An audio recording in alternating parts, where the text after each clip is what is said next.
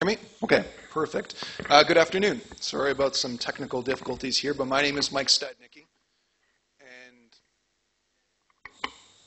I am from WaterTap in Ontario. Today's presentation, I'm going to abbreviate it a little bit for the sake of time. There's a lot of good content coming as well behind me. So if anyone does have any questions, please feel free to connect with me after this event. But the purpose of my conversation is to explain a little bit about the water technology hub that we do have in Ontario, what it consists of, what assets we have, and as I tail off the presentation, I'll share a couple thoughts as to how water hubs are managed, created, and how collaboration can be formed between Canada and India. You know, Ontario is in Canada. It's located in the Great Lakes Basin. It contains actually 30% of Canada's population, which is still quite small compared to the cities you face and have in India here. But it is an interesting ecosystem because we've got a good mix of industrial, agriculture, as well as municipal and manufacturing assets in the region because of the wealth of the water supplies. The water wastewater sector is valued at about $1.8 billion per year. When you look at water management issues, you know, having water scarcity creates challenges, but also often having a large supply of freshwater resources creates its own challenges. And it really relates around dealing with pollution, supply, conservation, the large population and economic development in this area.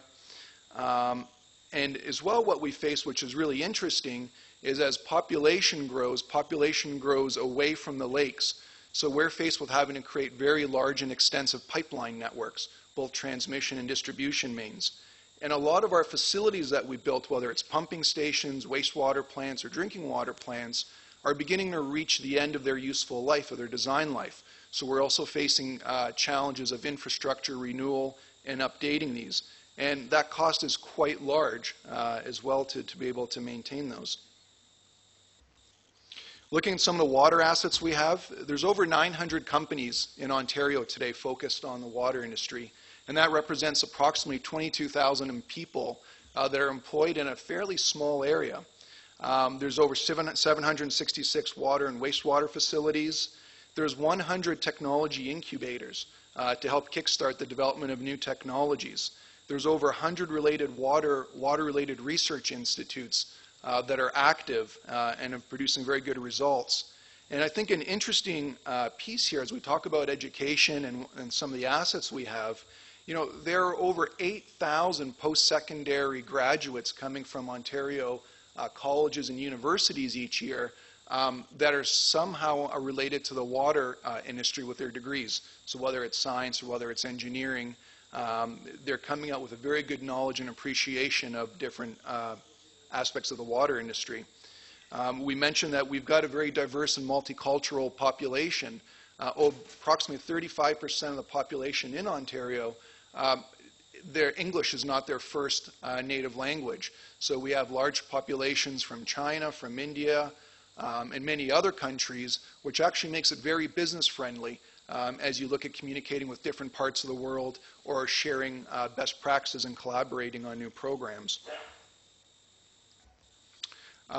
If you look at what we have right now as technology clusters, we've got some really well-known clusters around the world, around training and plant operations, around membranes, whether it's microfiltration, ultrafiltration, ultraviolet disinfection, pipeline inspection, and in-situ rehabilitation, as well as engineering services.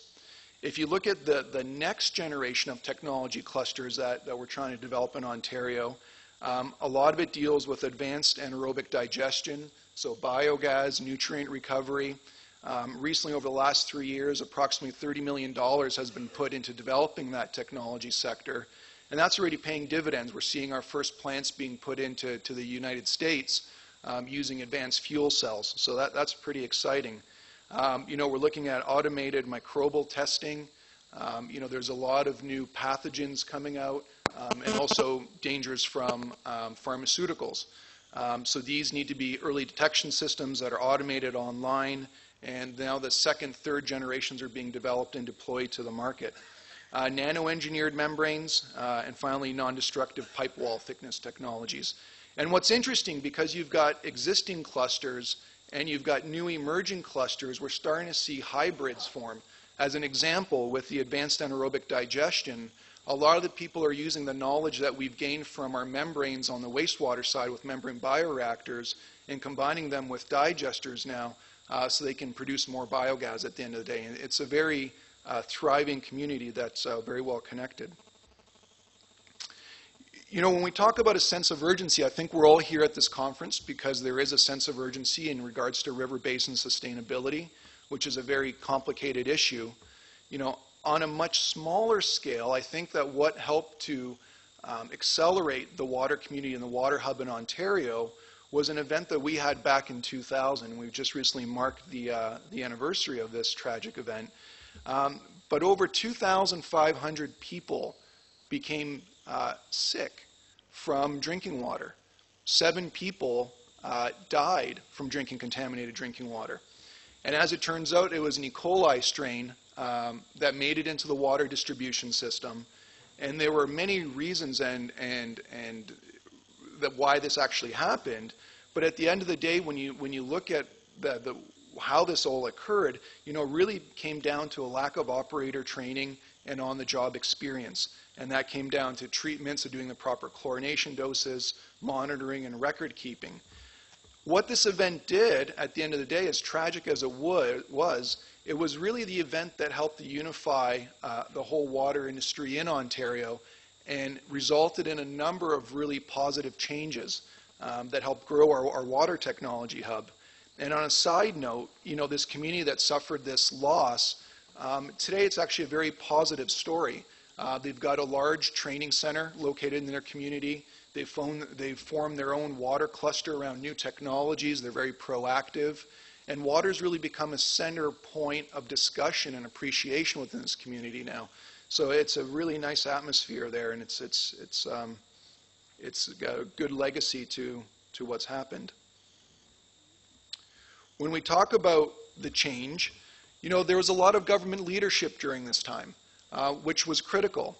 So if you look at the pieces of legislation that came out of this, they came out of there because there was a sense of urgency. People were worried about the drinking water supply.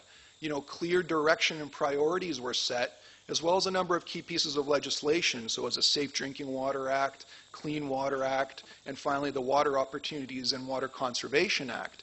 And you know, when you look at these, you know, these acts actually created a lot of programs and assets that we have today. Whether it's training centers, whether it's world-class operations centers of water and wastewater plants, whether it's showcasing new technology, and there's many other examples. And I'll give you a quick highlight of some of these programs now. We do have a Canadian training consortium, you know, and this consortium actually comes with a lot of experience and background in operating both small, large, remote, major urban site drinking water and wastewater plants. But you know, the consortium is basically a group of Crown agencies, and they have recognized standards for credentialing. They have a history of driving standards and sustainable models for education and training.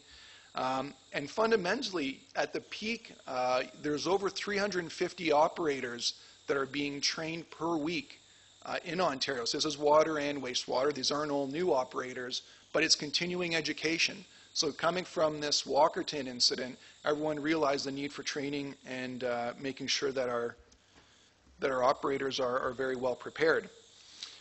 The Ontario Clean Water Agency is one of our biggest assets. It was established in 1993. They have significant expertise in operations and maintenance of both drinking water and wastewater plants. And they've got 200 municipal customers, operating 450 facilities with over 800 employees. They also look at new technologies throughout the world. So right now they're tracking over 60 companies with innovative technologies to help meet their needs as they look at how they manage these facilities as they move to the next generation of infrastructure renewal.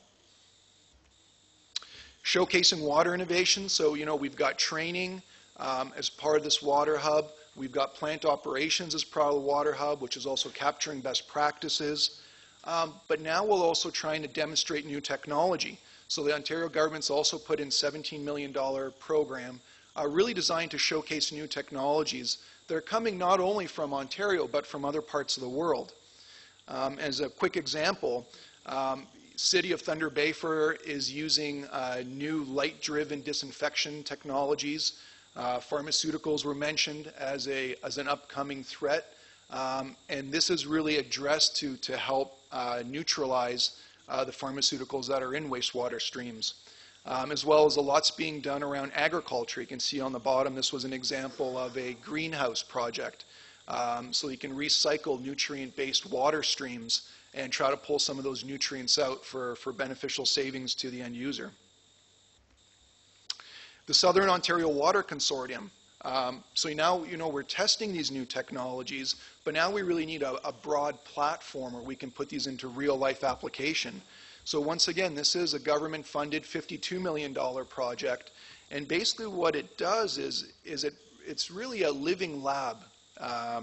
And there's 8 universities, 100 leading water researchers involved, 70 companies, right from startups to Fortune 500 global companies that are participating, and 5 major water authorities are also combining resources and knowledge.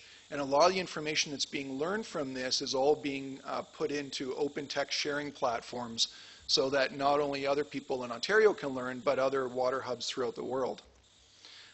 You can see here some of the assets that the program has, but on this map here you can see it's a fairly large area reaching across the province of Ontario. So there's a wide variety of assets that can be leveraged to basically treat and test any kind of technology. The final part, as we look at testing, validating technology, really becomes a commercialization of the technology, and this is the role of WaterTap. I'm part of WaterTap.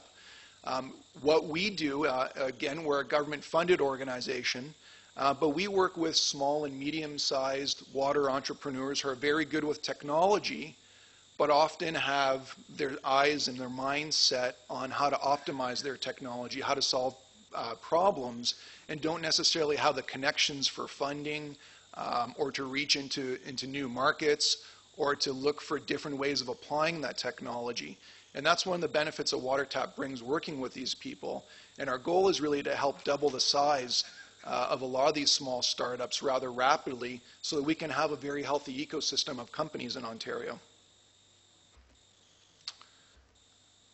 Looking at some of the global solutions that are coming from Ontario, there's a lot of technology and know-how in Ontario that can be exported, and lots of times these are solving first-generation problems that no one's really looked at.